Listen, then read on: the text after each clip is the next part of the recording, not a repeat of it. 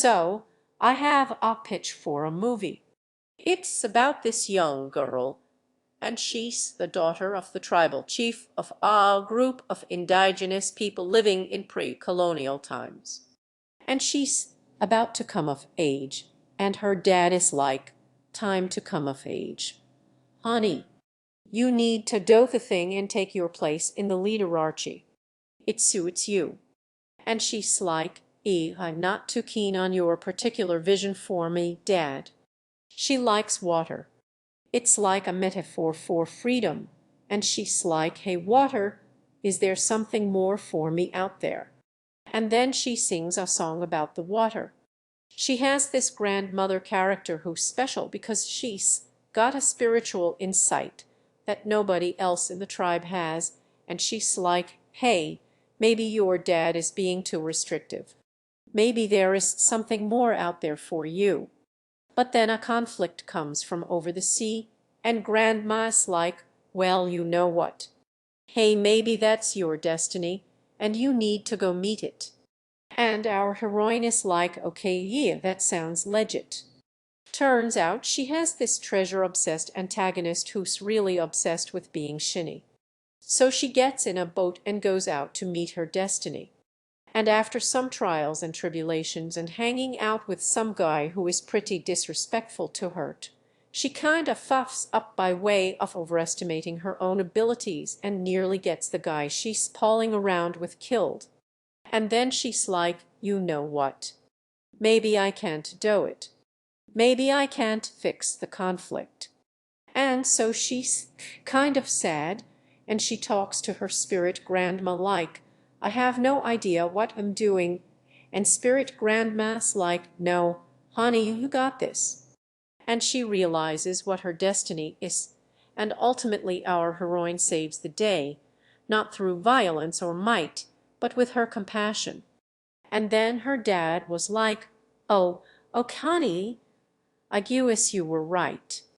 And then she takes her place in the leaderarchy and helps her people into a new era of hope. The end. That's not been done before, has it? Have you ever heard the wolf cry to the blue corn moon? The 90s was a weird time for representation of Native American people. There's a documentary on Netflix called Real Engine you should check out for a better overview. I am greeted with open smiles and looks of appreciation. In short, I have become a celebrity. We'd be here all day if we did even a brief overview of all the media trends leading up to that. But suffice to say that by the 90s, the trend was sympathetic to the Native American plight. But also, white Americans don't want to feel like the bad guy, which is why almost all of the 90s crop of movies that involved the Native Americans had good white protagonists, helping the Native voices. Why the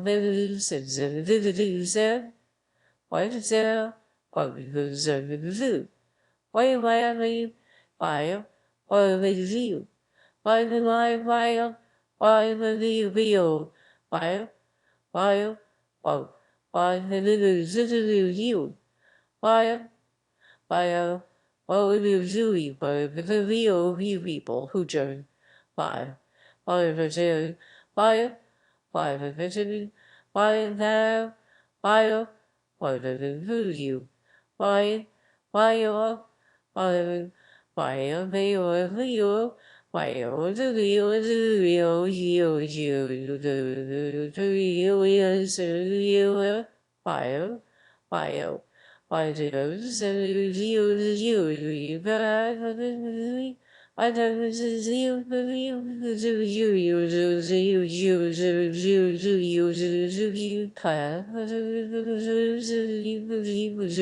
the real you I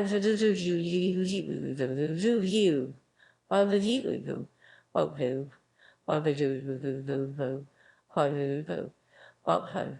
Why? What do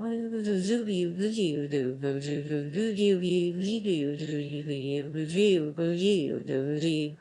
That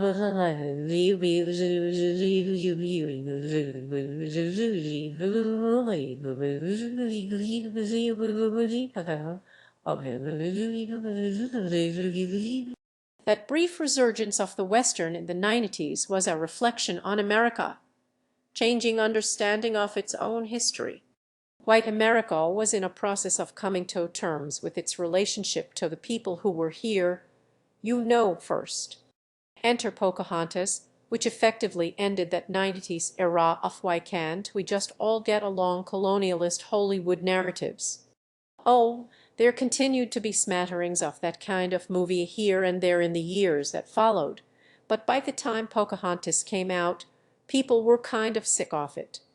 My bark is worse than me bite. Disney was expecting Pocahontas to be the smash hit that would break through the glass ceiling cracked by Beauty and the Beast. That Best Picture Oscar glass ceiling, because Best Animated Picture was not a thing yet. Inside of the Disney studio, the faith the filmmakers had in Pocahontas caused minor chas, with animators begging to jump ship off of the Lion King in favor of Pocahontas, which was widely considered within the studio to be the superior of the two. The more legit and artistic. C. So Michael Eisner and Jeffrey Katzenberg, who were CO and studio head respectively at the time, were somewhat surprised that the reaction to the film was mostly indifference, disappointment, and harsh criticism from Native American groups who were annoyed at basically every aspect of the film. And it's easy to see where that criticism comes from. Pocahontas is basically peak 90s neoliberalism. It has all of the required merchandisable Disney things. Cool. She's beautiful. She's so tall. And her hair's so long. We've aged up the historical figure into a sexy Barbie doll, middle-aged pudge man John Smith. John Smith has been chiseled into a golden-haired Adonis, voiced by Mel Gibson, and it plays into basically every Native American stereotype that even by the 90s had reached parody levels. This movie is so parodic in levels of Disney-ness, I'm surprised Miko didn't have, like, a cute snarky one-liner that they then printed on millions of shirts that went on to fill millions of cubic landfill feet. The subject of the Disney company and its portrayal of indigenous peoples in service of the Disney brand is massive, so I'm going to have to omit a lot of stuff in the service of streamlining this thing, so I apologize for that.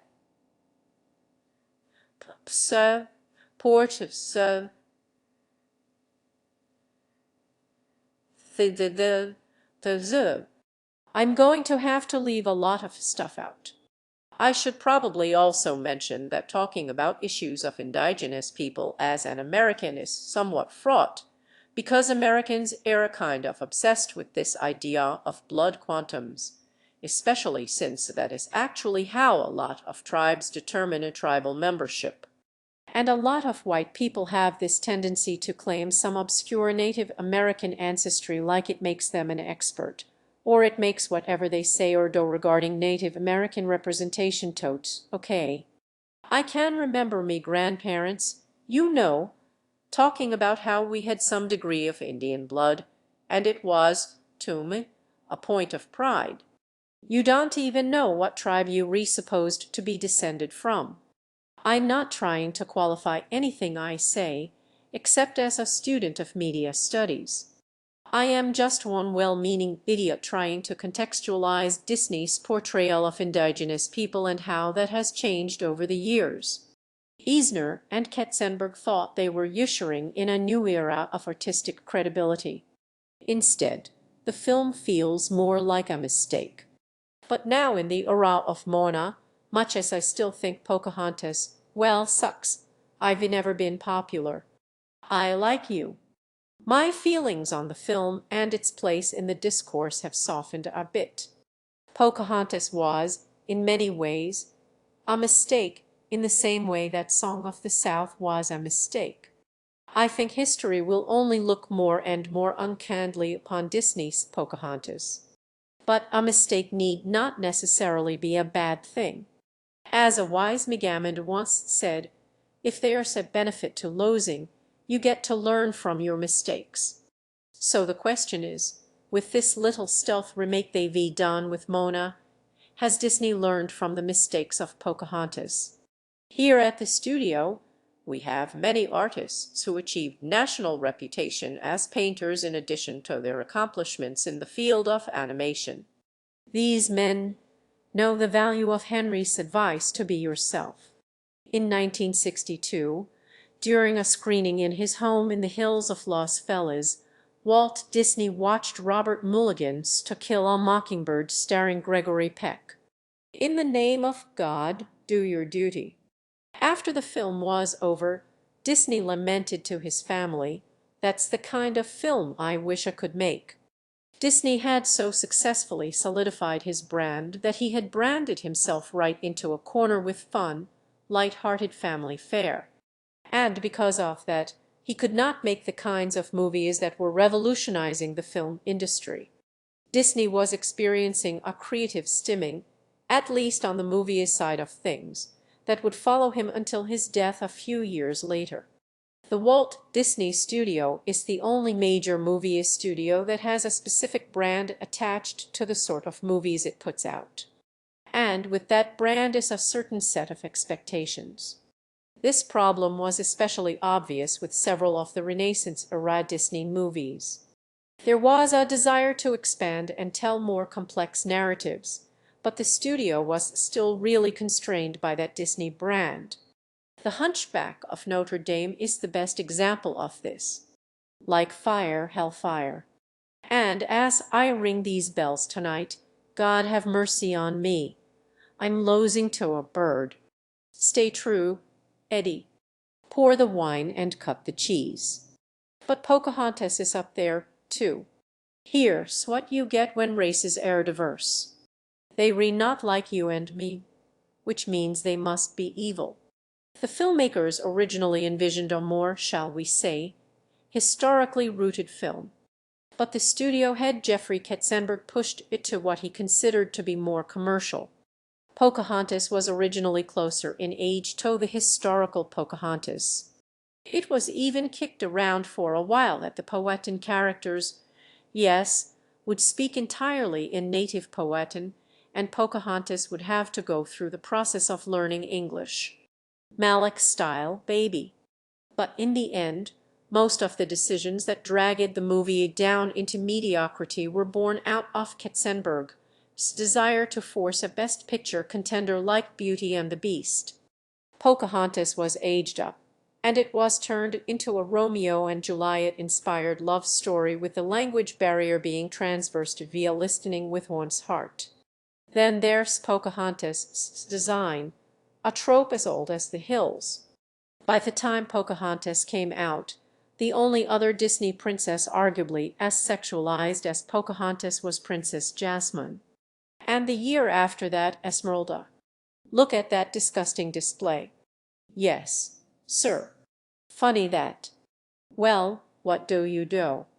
According to an interview with Glenn Keane from 1995, we are doing a mature love story here, and we have to draw her as such.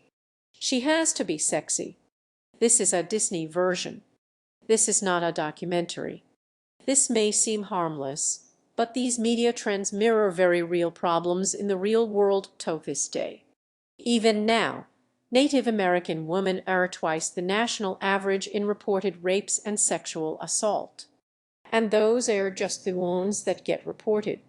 Media trends of sexualizing indigenous women do not exist in a bubble. But the worst hangover I get from Pocahontas is how it reinforces this comfortable that white Americans erred from birth. That things were a little tense at first, but ultimately the whites and the natives got along and everything was fine. Like, seriously, the movie of both sides is the whole issue. Yeah. The English had guns and smallpox, and decades of driving the natives off their lands, but the Powhatans were jerks too, you guys. Killers at the core. They read different from us, which means they can't be trusted. Wait. The Indians calling the Europeans savages. Mind blown. The studio purported a desire to honor Native Americans, and I'm sure there is some truth to that.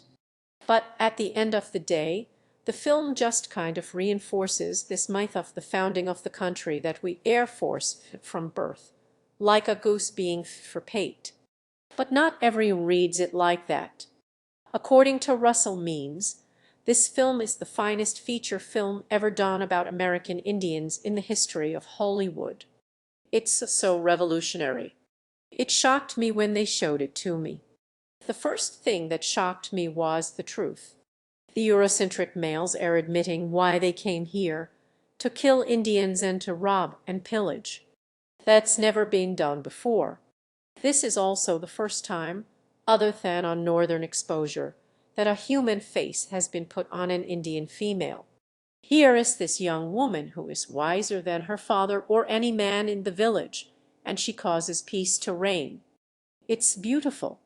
Without going too deeply into it, let's just say that Russell Means is somewhat controversial in the activism world. Russell Means was the actor who played Pocahontas' father in the film. He was also a Lakota activist for Native American rights and a leader of the American Indian movement in the 1970s, helping to organize the standoff at Wounded Knee in 1973.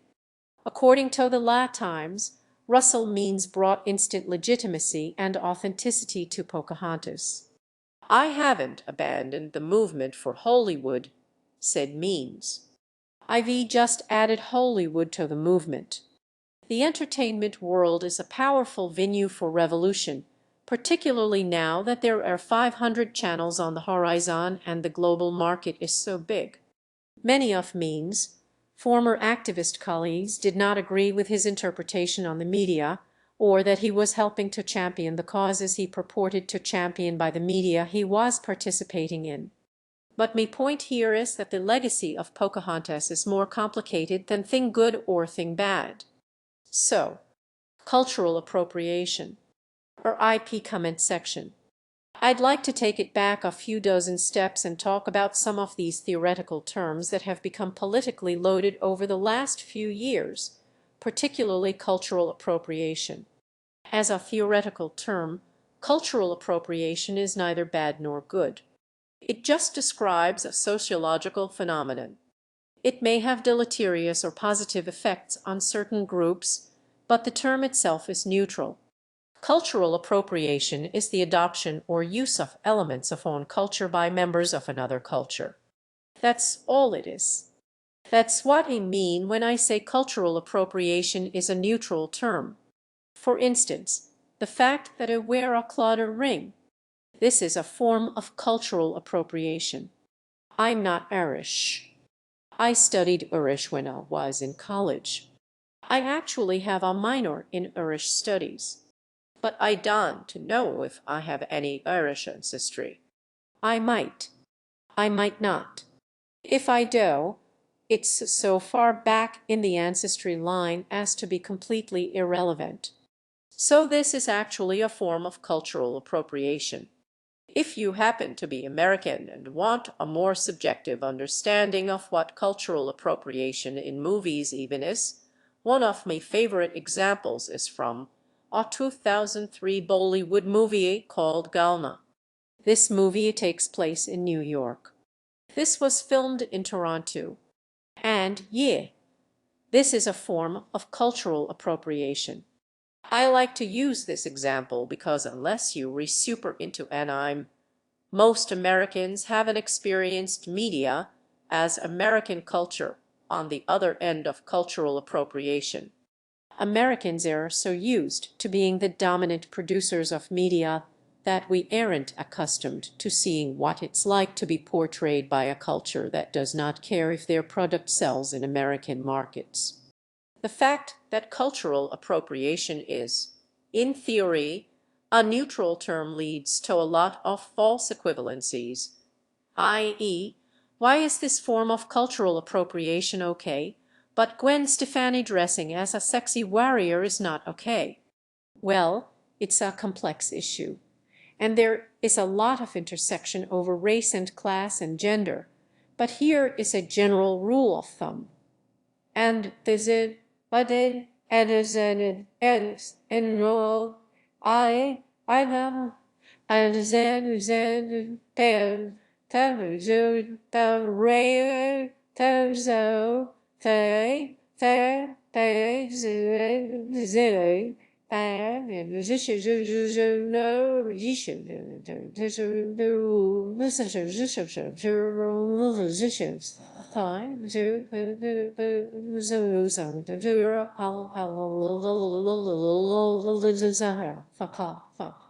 color love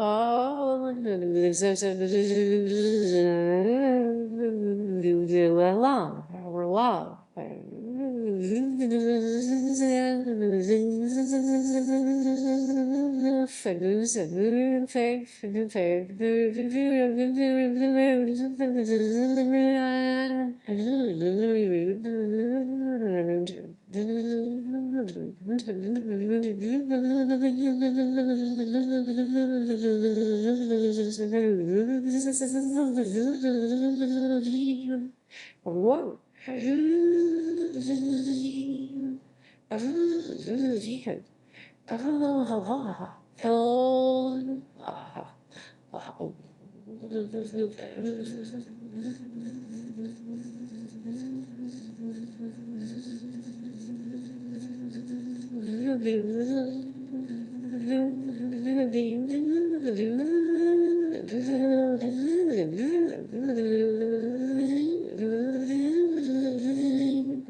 If it is a culture that was historically exploited by colonialism appropriating a historically colonizing culture, no harm, no fault. No one gets mad at Mexico for appropriating elements of German culture, unless you happen to live in land that's all that's on the radio. If it is a historically colonialist culture appropriating a culture that was exploited by colonialism, then people start to get a little cranky. Obviously, there are intersections and complexities, but for simplicity's sake, I leave it there for now. But I think most people would agree that, unlike something like Pocahontas, or even Slumdog Millionaire, a movie which pretty much every Indian I've ever talked to is not a fan of, this kind of cultural appropriation is basically harmless. This is what I mean by cultural appropriation being a neutral term. Not all cultural appropriation is created equal. So I think the real question people want the answer to is where the line is between positive examples of representation and harmful cultural appropriation. And that's the problem. There isn't really a line. So you can have a movie like Moana, which had a much higher proportion of Pacific Islanders working behind the scenes and in the cast than American natives did for Pocahontas. But the film still reads as appropriative to some because the story is still cookie-cutter Disney. What is wrong with them? And then department heads were overwhelmingly old white men. As long as you have a multinational corporation appropriating some element of another culture to sell stuff, no matter how respectful or well-researched, there is always going to be some level of appropriation. So with regard to the lesson Disney took from the backlash against Pocahontas, you would think that the lesson Disney would have taken with regard to depicting indigenous peoples is don't. But it wasn't. We've had 4 more Disney features with indigenous protagonists since Pocahontas, 2 of which involved said protagonists turning into large mammals in order to learn a lesson. I'm not going to get into that. I am just saying. It happened. Twice. I don't to speak beer. First was the Emperor's New Groove, which was in development hell for years and was originally a large, very important portentous musical in the vein of Pocahontas called Kingdom of the Sun. Witches,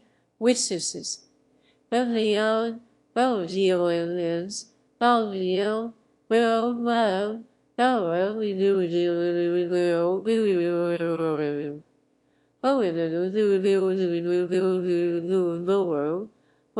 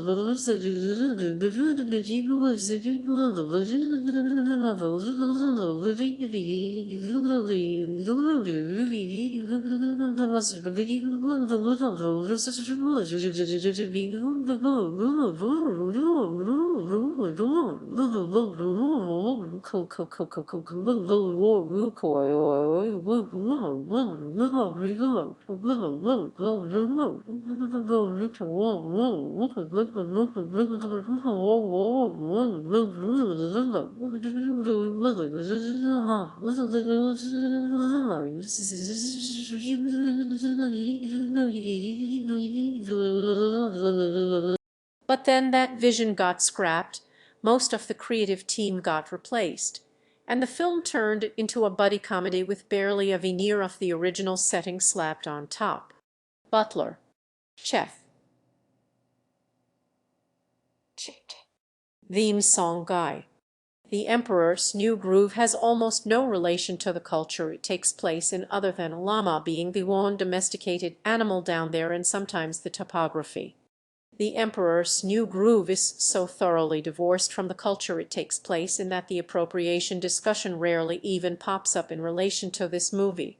Brother Bear, the other movie where the arrogant protagonist gets turned into a large mammal to learn a lesson, has more to do with the culture it is appropriating than either Emperor's New Groove or even Pocahontas for that matter, taking the concept of spirit animal to every literal literalness. But the thing that fascinates me about Brother Bear in this context is less how it appropriates culture in its story with the idea of the spirit animal turning Joaquin Phoenix into a literal animal, but with the way it mixes native language with a European style of music. YouTuber Sideways did a great video essay entitled How Disney Uses Language.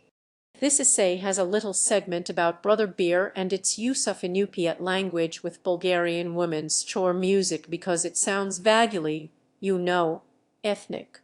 So they used music that most people had heard of that had nothing to do with the context of the film in order to make the scene sound, I don't know, more magical. Point here being that Brother Bear kind of took a step back and got away with it because most people couldn't tell the difference between a Bulgarian woman's chore and Inupiat music. Both are presumed to sound equally alien. So even though Brother Bear uses Bulgarian music to try and convey an Alaskan sound which, all right, they were actually on the right track by using the native language. Part of the reason Brother Bear was a huge step back is because there was a lot of chaos going on at the Disney company at the time with Roy Disney basically staging a coup against Michael Eisner from the outside of the company. So the result was that the last few gasps of traditional animation in the mid-minus 2000s were just kind of lazy and careless. But if we really want to take a look at the way Disney portrays indigenous people, especially indigenous women, the real shift is to Mona. It's Nanny from 2002, Lilo and Stitch. Hey, which way are you going? Pocahontas is hypersexualized. She moves animalistically, falls in love with the first white guy she sees, talks to the animals and communes with the spirits of things like rocks and trees. Nanny is a complete departure from that. She isn't sexually available to white men. She's not even sexually available at all, not really. She has one guy who's interested in her, but she can't return that interest because she doesn't have that luxury because she has to take care of her sister. You're not doing anything. David, I told you I can't. I I got a lot to deal with right now. The most exoticized thing that Nanny wears is for when she's working for a literal tourist trap. But Nanny is not divorced from her culture either. In one of the most emotionally powerful moments in the film, the night before Lilo is set to be taken away from Nanny by social services, Nanny sings to her Aloha, oh. Aloha, oh aloha, oh aloha, oh was written by Queen Liliuokalani, the last monarch of the Kingdom of Hawaii. It translates to farewell Tothi and became a symbol for lost country after the forced annexation of Hawaii into the United States. And this isn't the only reference to Liliuokalani in the film. The song at the opening invokes her as well, in the Hawaiian language. Aloha, oh, it's super subtle for Disney, but there is a deliberateness here, Tutti, in the characters' personal struggles with their heritage. So in the later scene, when Nanny is singing Aloha, oh to Lilo, Nanny is using one of the most iconic cultural songs of Hawaii to symbolize what is literally about to happen to her. Her family is about to be ripped apart by a literal agent of the United States government. In case you were wondering, this did not go well. This is an issue that directly affects indigenous peoples, especially in the United States. We, like most countries, have a long, proud history of tearing indigenous families apart. That the film uses Aloha Au, a song that has become a symbol of the forced annexation of Hawaii into the United States, about her own pain over her family being ripped apart, that's almost radical for a Disney movie. And it's also some level of appropriation. It might be a powerful moment and was mostly positively received, but it's still Disney. See, that's what I mean by there isn't really a line. It's a complex topic. Lilo and Stitch had a deleted scene that confronted the racism of the white tourists head-on. Hey, speak English. Which way to the beach? I'm kind of bummed they cut this out for a lot of reasons. It would have helped the movie from a story standpoint, as this deleted scene is the moment where Stitch decides, hey, maybe this kid's all right. It also points to Lilo's feelings as an outsider being more than just her being a weirdo. She is a tourist commodity in her own country. Oh look, a real native. Lilo and Stitch begins to scratch the surface of Hawaii's poverty job market and its dependence on mainland tourists. But, not really. Dog, because it's still a Disney movie, which is why I think they cut that scene out. Tourists prepare Toady. So the big lesson learned from Pocahontas wasn't don't make narratives about indigenous peoples, but rather don't make these narratives about the characters, relationships to white people. With the Emperor's New Groove, Brother Bear, and Mona, this is accomplished by simply setting the story in the pre-Columbian era, with Lilo and Stitch in the modern era, but with no white characters except for the tourists. I wish Disney had internalized this lesson with The Princess and the Frog, which goes so far out of its way to portray the wealthy white family as nice and well-meaning. And what systemic oppression? What Jim Crow? I'm just a nice, wealthy white patrician here for some bagnuts from a favorite black-owned establishment on the other side of the tracks. Anyway, and then came Mona. Now who's up next? Oh ho, oh ho, it's Mona. As I may have alluded to earlier, Mona has a very great deal in common with Pocahontas, both narratively and in concept. So because of that, there was a lot of cringe in anticipation of the film. This cringe was upgraded to cringe upon the announcement of a little brown-faced, brown-bodied costume for kids of Maui's body and tats, which yikes.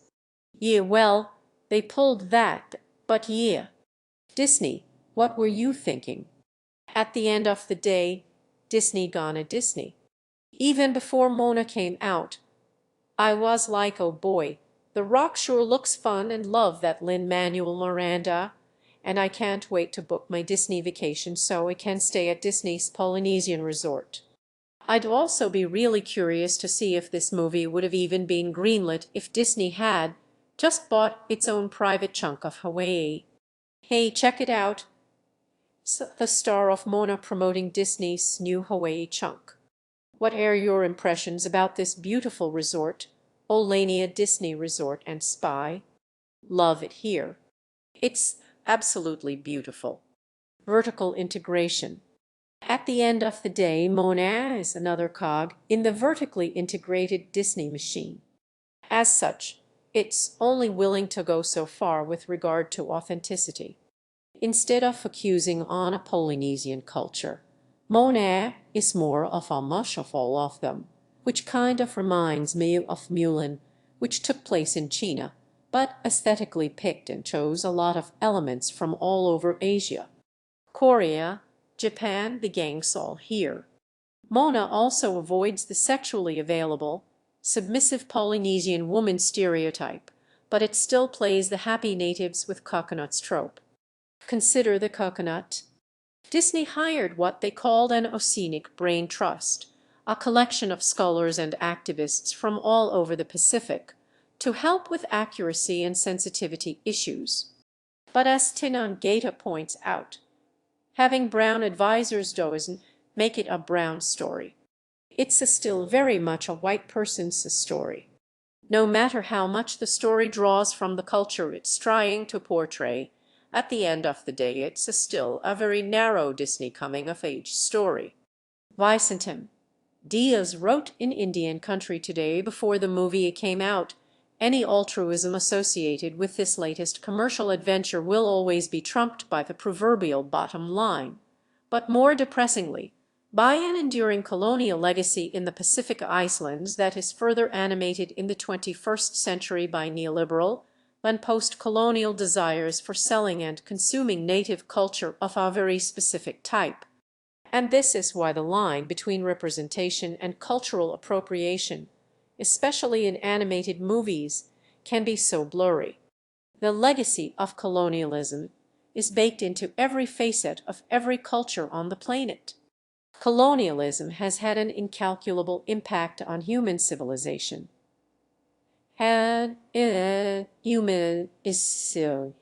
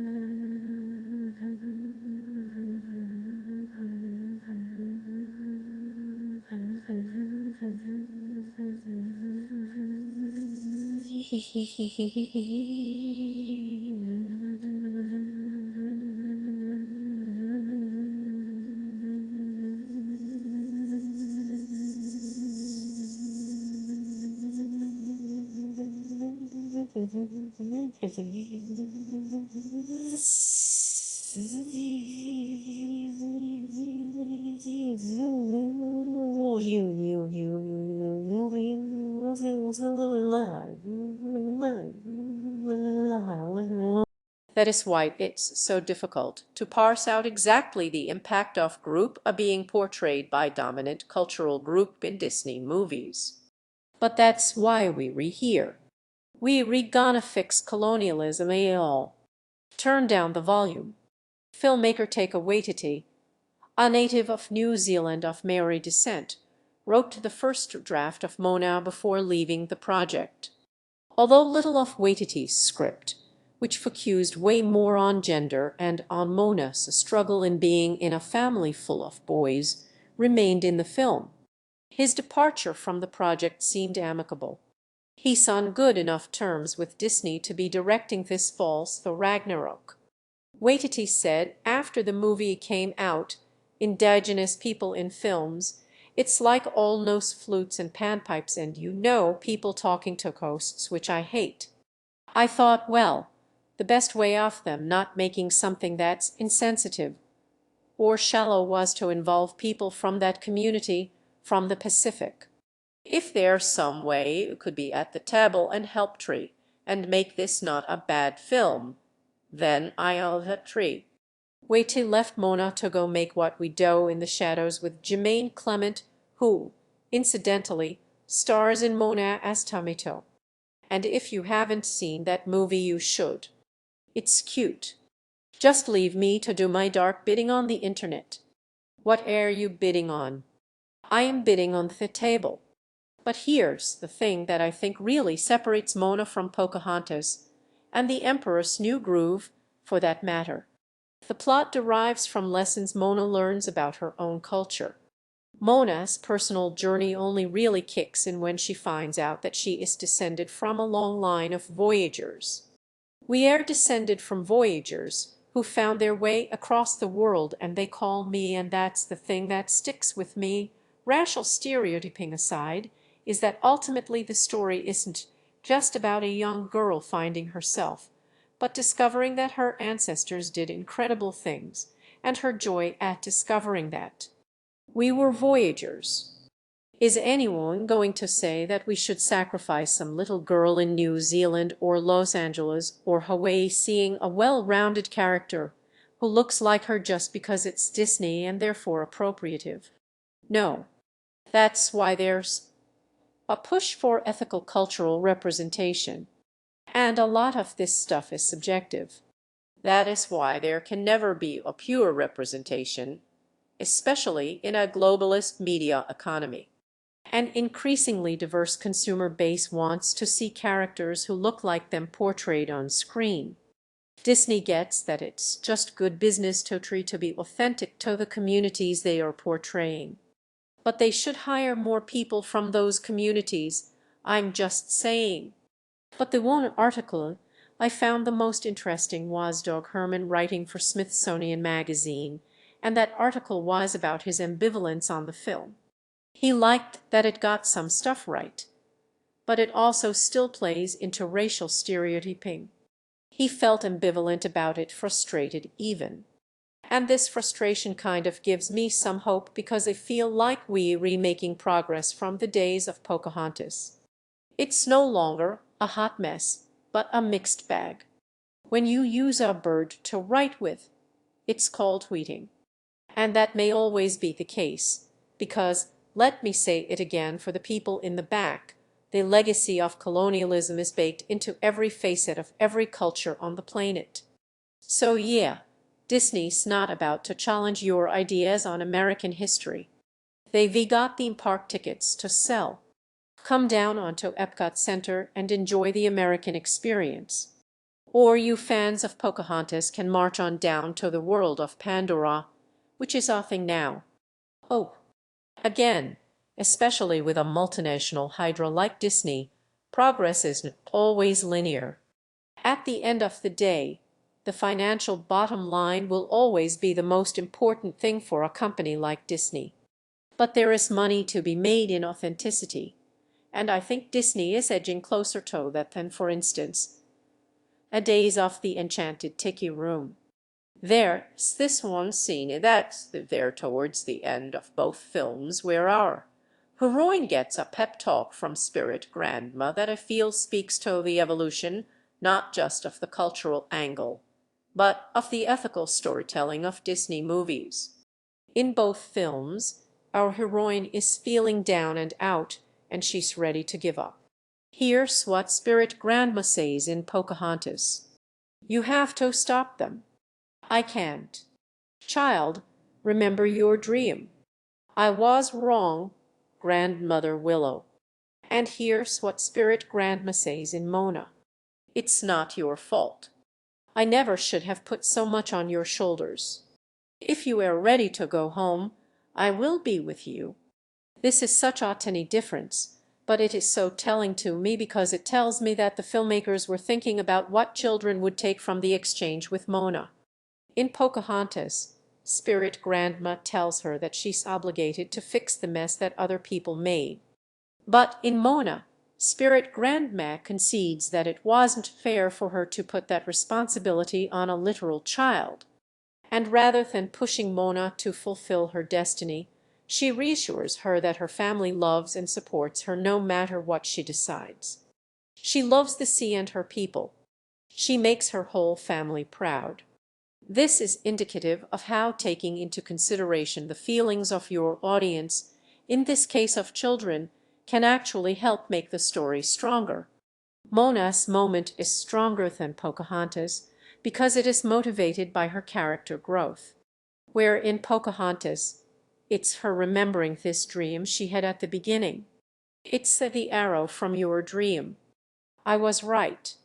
For Mona, it comes not from compos ex machina, but from a place of love and support, creating a much more iconic moment than Pocahontas ever got. Harry, you rehear in my heart. You remind me.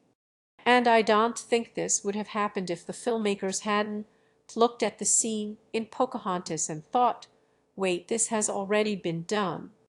And it was kind of weak the first time. We can do better. I am Mona. Mona is far from perfect, but I think the ambivalence of the criticism it received is telling. But I think the ambivalence of the criticism it tells us that Disney, and by extension all of us, has a long way to go, but that Disney has learned some from the mistakes of its past. The best advice I have ever given to students who have studied under me has been just this. Educate yourself. Here, educate yourself. What you love most about cinema would get you called a movie snob. The language can be subtle and poetic, but not all people care about that, like Mary Ali or Jim Bob. To be safe, we use a visual dialectic. Water is the metaphor. Water is the metaphor. I am pure and free. Water is the metaphor. I am like the sea. I am wild and I'm deep. I've got a spree swimming through me guts and gore. Water is the metaphor for me. That describes him.